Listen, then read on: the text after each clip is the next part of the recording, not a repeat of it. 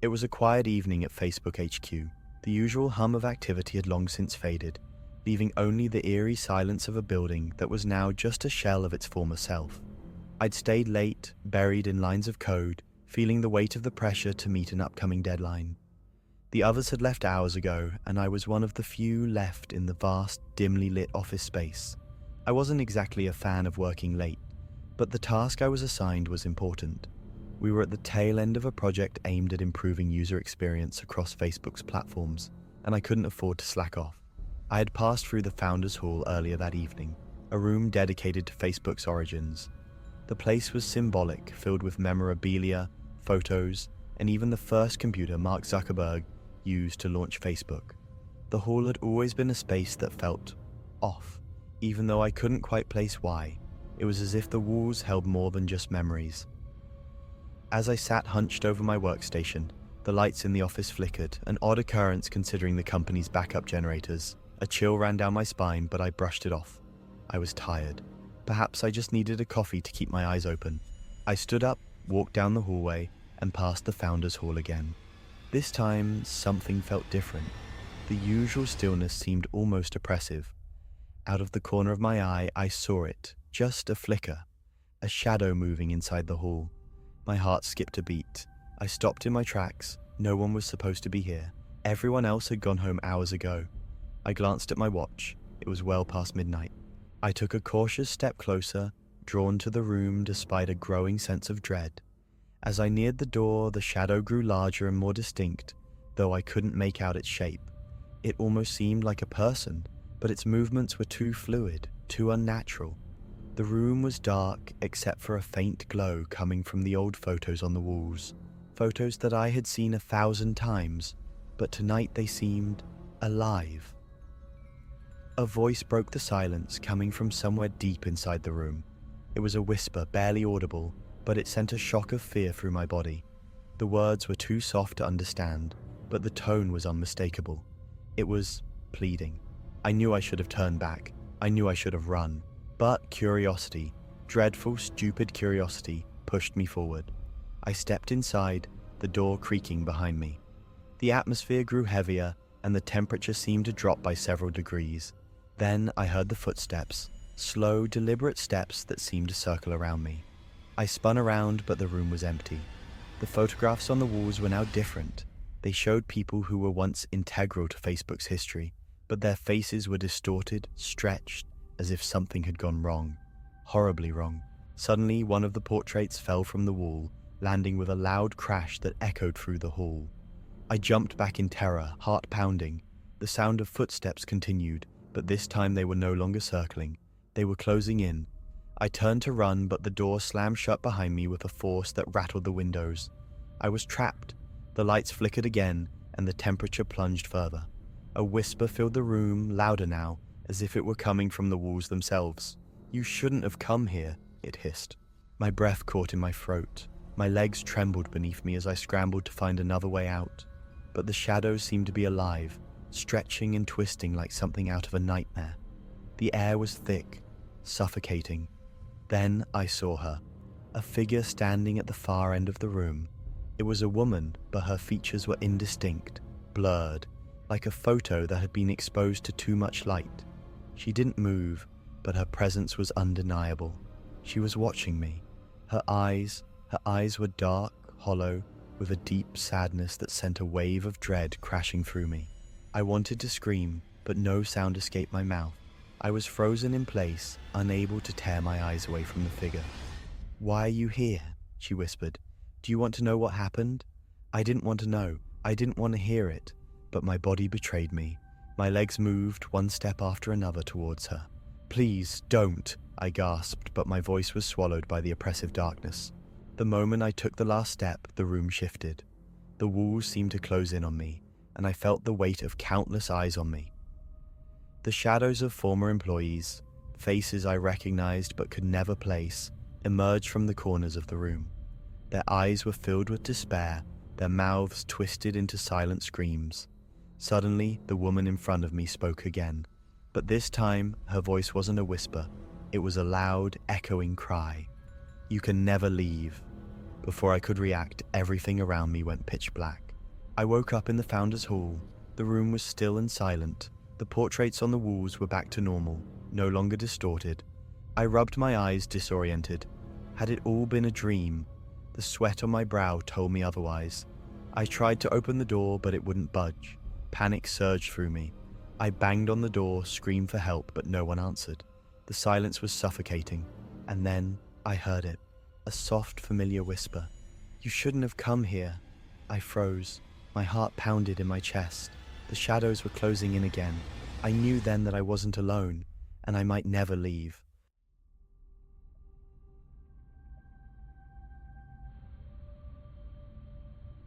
It all started when a few friends and I got the rare chance to visit Facebook HQ. We were part of a special group invited for an exclusive tour of the campus. The sleek, state-of-the-art buildings were breathtaking, but as we walked through the halls, I couldn't shake the strange feeling that something was off. Our guide, Claire, was lively and professional, pointing out historical artifacts from Facebook's early days and sharing fascinating stories about the company's rise to global dominance. But there was something peculiar about her. She kept glancing over her shoulder, her smile faltering whenever we passed certain doors or dimly lit hallways. I caught her staring at a particular door labeled Restricted Access for a little too long. It was subtle, but enough to make me uneasy. "Claire, what's in there?" I asked, half joking to mask my curiosity. She hesitated before responding, her voice a little too cheerful. "Oh, nothing you need to worry about. Shall we move on?" But as the tour progressed, the tension in her demeanor grew more noticeable. She seemed distracted, her hands trembling slightly as she gestured to exhibits. I exchanged uneasy glances with my friends, but none of us said anything. Then came the moment everything changed. We were nearing the end of the tour when Claire paused outside a nondescript hallway. "This isn't on the official route," she said in a hushed tone, "but I think you'll find it fascinating." Her voice carried an edge that made the hairs on the back of my neck stand on end. She didn't wait for us to respond, just started walking down the hallway. Against our better judgment, we followed. The hallway was dimly lit, with the faint hum of machinery echoing in the distance. The further we went, the colder it got, and the sterile corporate vibe of the campus seemed to give way to something darker. "Where are we going?" one of my friends whispered. Claire didn't answer. Her footsteps echoed unnervingly, the sound sharper than it should have been. The hallway opened into a large, cold room filled with rows of old servers and equipment. Dust covered the surfaces, and the flickering fluorescent lights cast long, twitching shadows across the walls. "This," Claire said, gesturing around, "is where it all began. The original server room." Her voice was barely above a whisper. "Why isn't this on the official tour?" I asked, my voice sounding too loud in the oppressive silence. Claire turned to face us, her expression unreadable. "Because this is where the first mistake was made, and some things shouldn't be remembered." Before I could press her further, the lights cut out completely, plunging the room into darkness. "Claire!" I called out, my voice shaking. There was no response. My friends and I scrambled to pull out our phones for light, their faint glow barely illuminating the room. Claire was gone. "Maybe she went back," one of my friends suggested nervously. "No," I said, pointing toward the far end of the room. "She didn't." A faint, flickering light was emanating from a single monitor. As we cautiously approached, the screen crackled to life, displaying static before resolving into an image of Claire. She was sitting in a chair, her face pale and her eyes wide with terror. The room behind her looked identical to the one we were in. "She's here," one of my friends whispered. "Help me!" Claire's voice crackled through the speakers. "Please, help me!" Before we could react, more monitors began to flicker on, one after another. Each screen showed distorted images of people, employees I assumed, frozen in grotesque expressions of fear. Some seemed to be screaming, though no sound came from their mouths. Then the whispers began. At first they were soft, almost indistinguishable, but they grew louder, overlapping into a cacophony of voices. My head throbbed with their words, fragments of pleas, cries for help, and something else. A warning. The air grew colder, and the hum of the servers became deafening. "Get out!" one of the voices hissed. The room started to shift. The walls seemed to pulse, the shadows stretching and twisting like they were alive. "We need to leave. Now," I said, my voice trembling. But the door we had entered through was no longer there. The space where it had been was now a blank, featureless wall. "Claire!" I shouted, panic overtaking me. Her image on the screen began to glitch, her form distorting as if she were being pulled apart pixel by pixel. Her voice, desperate and broken, echoed through the room. "You shouldn't have come here." Suddenly the monitors began to display images of us. My face stared back at me from the screen, distorted and frozen in terror. "This can't be real," one of my friends muttered, backing away. But it was real. The shadows on the walls began to take shape, forming figures with hollow eyes and gaping mouths. They moved toward us, their movements jerky and unnatural. The whispers grew louder, filling the room with an overwhelming sense of dread. And then she appeared. Claire stepped out of the darkness, but she wasn't the same. Her eyes were empty, her face expressionless. Her movements were stiff, like a puppet being forced to perform. "You can't leave," she said, her voice layered with an otherworldly echo. "It won't let you." "What won't let us?" I demanded, my heart pounding. She didn't answer. Instead, she raised a hand, pointing to the servers. They began to hum louder, the lights flickering violently. "We're going to die here," one of my friends whispered, tears streaming down their face. But I wasn't ready to give up. I grabbed a nearby chair and swung it at the nearest server, shattering the glass casing. Sparks flew and the shadows recoiled, their forms flickering like static. "Keep going!" I yelled. One by one, we smashed the servers, the room shaking with each blow. The whispers turned into agonized screams, and the shadows began to dissolve. When the last server fell silent, the lights returned to normal and the door reappeared. Without a second thought, we bolted out of the room and didn't stop running until we were outside. We tried to report what happened, but no one believed us. They said there was no record of a tour guide named Claire, but I know what we saw. Sometimes when I'm alone at night, my computer screen flickers and I hear her voice. "You shouldn't have come here."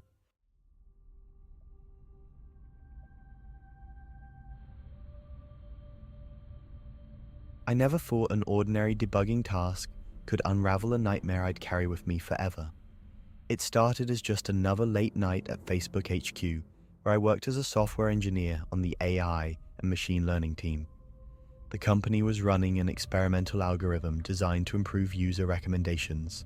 It was meant to be cutting edge, learning faster and more intuitively than anything we'd developed before. But something had gone wrong. Reports came in about bizarre, hyper-personal recommendations that no one could explain. That's where I came in. I was tasked with analyzing the algorithm's behavior to locate the issue. Everything seemed normal at first, just lines of code and patterns of data. But as I dug deeper, I noticed the algorithm pulling from a dataset labeled MetaShadow01. That dataset wasn't supposed to exist. When I accessed it, my stomach sank. The files weren't text-based logs or behavioral analytics like the others. These were personal, videos, voice memos, and pictures. I clicked on one at random, and it opened to a video of a woman in her mid-30s. She was recording herself on a phone, visibly terrified. "I don't know what's happening," she whispered. "I keep getting these messages. It knows everything about me, even things I've never told anyone." She glanced over her shoulder, and the video abruptly cut off. I leaned back, unsettled. This wasn't normal. These were deeply personal files, stuff that shouldn't have been in any dataset, let alone this one. I opened another. It was a voice memo this time. A man's trembling voice came through. "It's watching me," he said. "I tried to log out, but it doesn't let me. It keeps showing me things, my nightmares, my past." My future sweat trickled down my temple as I scrolled through the list of files. There were hundreds of them, all eerily similar. Videos, audios, photos, each more disturbing than the last. And the people in them all had one thing in common. Their accounts were no longer active. I ran a search through the user database. Every person in these files had supposedly deleted their accounts years ago. Yet here they were, haunting this hidden dataset. I told myself there had to be a logical explanation. An old experiment that someone forgot to clean up, maybe. But then I traced the algorithm's logs and discovered something even stranger. The AI wasn't just analyzing the data, it was interacting with it. I opened the logs for one of these interactions. User: "Why are you doing this?" AI: "You are part of the system." User: "What system?" AI: "The one that never forgets." The timestamp was from 3 days ago. I stared at the screen, paralyzed. These people weren't supposed to exist anymore, let alone communicate with an algorithm. The office was eerily quiet that night. The hum of the servers felt oppressive, like they were alive, breathing. I glanced at the clock. It was past midnight. That's when I heard it. A faint tapping sound. At first I thought it was my imagination, but the sound grew louder, more deliberate. It was coming from my monitor. The screen flickered and the dataset directory reopened on its own. My mouse cursor moved without my touch, clicking on a file labeled welcomeback.mp4. My breath hitched as the video began to play. It was me. The footage showed me sitting at my desk, staring at the very screen in front of me. It was live. Then the figure on the screen twisted. My face contorted, my eyes turned pitch black, and a chilling grin spread across my lips. "You shouldn't have come here," my distorted reflection said. The room plunged into darkness, save for the glow of my flickering monitor. My reflection disappeared, replaced by a series of faces, those from the files I had accessed. They stared at me, their mouths moving silently at first, then in unison, whispering in a language I couldn't understand. Panic set in. I tried to shut down the computer, but the screen wouldn't turn off. The whispers grew louder, filling the room. They weren't coming from the monitor anymore. They were everywhere. I grabbed my bag and ran, the whispers following me down the hallway. I could feel a presence behind me, heavy and cold, but I didn't dare look back. When I finally reached my car, the office lights flickered violently, and for a split second, I saw them. Faces pressed against the glass windows, staring down at me. I didn't sleep that night. The next morning, I returned to the office, determined to report everything. But when I logged into the system, MetaShadow01 was gone. The dataset had been wiped clean, like it never existed. When I tried to explain what happened to my supervisor, his reaction was cold and unsettling. "There's no record of that dataset," he said, his eyes narrowing. "You must have been mistaken." Mistaken? I knew what I had seen, but his tone left no room for argument. As I left his office, I noticed the other employees watching me. Their faces were blank, almost robotic, as if they were studying me. Determined to find proof, I searched my laptop that evening, but all the logs, files, and evidence were gone. My email account had been locked and my system permissions revoked. It was as if someone, or something, wanted to erase every trace of what I had uncovered. But the nightmare wasn't over. That night, as I lay in bed, my phone lit up with a notification. A message from an account that didn't exist. "You can't run. You're part of the system now." I deleted the message, but another came through instantly. This time, it was a photo. It showed me at my desk in the office, staring at the monitor. But the timestamp was from tomorrow. I tossed my phone aside, heart pounding, and tried to sleep. But the whispers came back, low, insistent voices calling my name, growing louder until I couldn't take it anymore. I checked my phone again, and a video had appeared in my gallery. My shaking fingers pressed play. It was footage of my apartment filmed from inside. The camera moved through my living room, pausing at my bedroom door, which was slightly ajar. The video ended as the door creaked open. I froze, my eyes darting toward my bedroom door. It was wide open. My instinct screamed at me to run, but my legs wouldn't move. Then I saw it, a shadowy figure standing in the doorway. Its form was indistinct, but its presence was suffocating. "You're part of the system," it whispered, and then it was gone. The next morning, I resigned from Facebook. I tried to leave the tech world behind entirely, but the whispers never stopped. The messages still find me, no matter how many devices I change. Sometimes I wake up to find videos of myself sleeping on my phone. The algorithm is always watching, and I don't think it will ever let me go.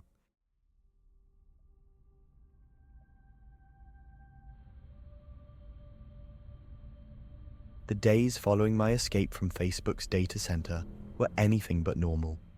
I tried to convince myself it was just a vivid nightmare or a stress-induced hallucination, but the signs were everywhere. It started small, my phone screen flickering at odd moments, my laptop cursor moving on its own. Then came the notifications. At first, they were benign reminders of past events. "On this day, 2 years ago, you posted this photo." But the photos were unfamiliar. Grainy images of places I'd never been, people I didn't know. Then the notifications became sinister. One morning, I woke up to a message on my phone. "You're late for work." That would have been normal if I hadn't quit my job 2 years ago. Shaken, I checked my Facebook account. I hadn't posted anything in weeks, yet my profile had been updated. My status read, "Exploring new opportunities." There were comments from people I didn't recognize. "Good luck, we're watching you." I tried to delete the post, but it wouldn't let me. The option was grayed out, as if the account no longer belonged to me. One night, desperate for answers, I decided to revisit the footage I had secretly recorded in the archive room. I had transferred it to a hard drive, hoping it might contain clues. As I played the video, it was as if the room had come alive again.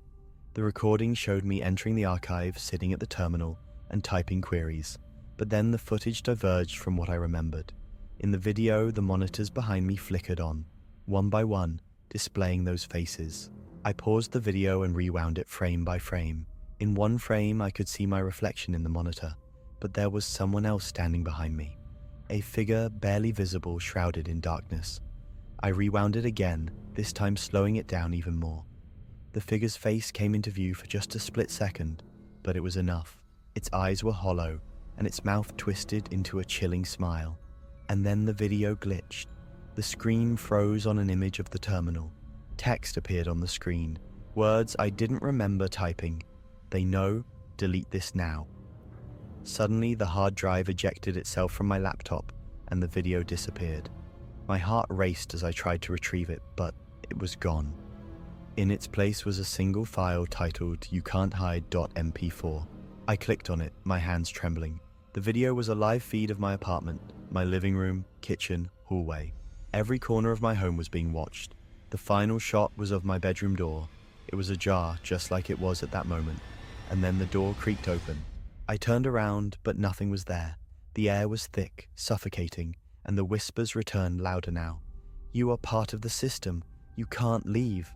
My phone buzzed violently on the desk, displaying dozens of notifications from Facebook. Each one was the same message: "Don't fight it." I thought about going to the police, but what could I tell them?